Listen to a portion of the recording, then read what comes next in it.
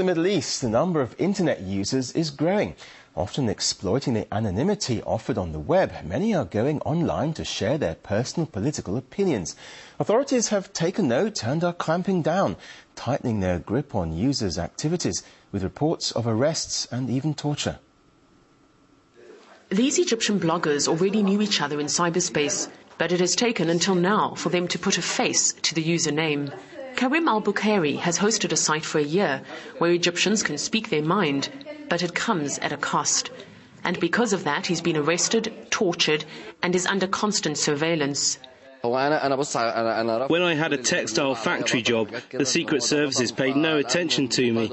But as soon as I launched this forum, they became concerned. I started participating in strikes and other actions to defend my rights. I don't believe the internet is there only for us to speak freely on websites like Facebook.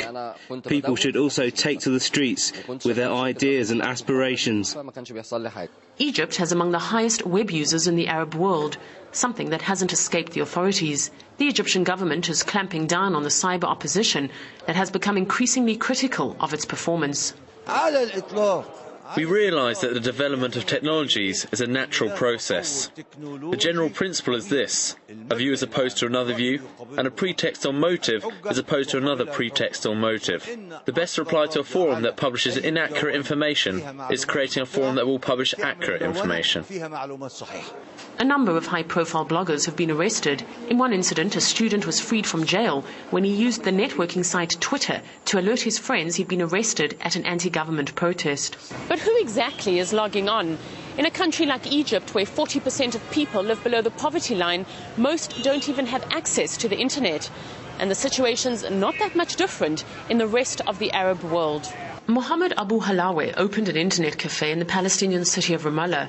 It lasted just 2 months and ate up all his money. He's now returned to teaching and converted the chat room into a classroom. Well, I thought it was a good business at the beginning because most of my friends who owned one said that it can be a good business in Ramallah. But all of a sudden I found out it was not successful after 2 months of opening it. So I decided to move it to my village. And it was also successful for a couple of months.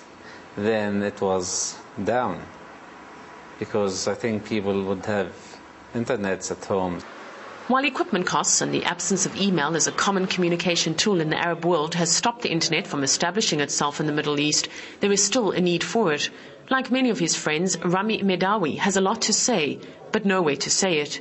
2 years ago, he set up an online forum for thousands of Palestinians to post stories they can't voice anywhere else.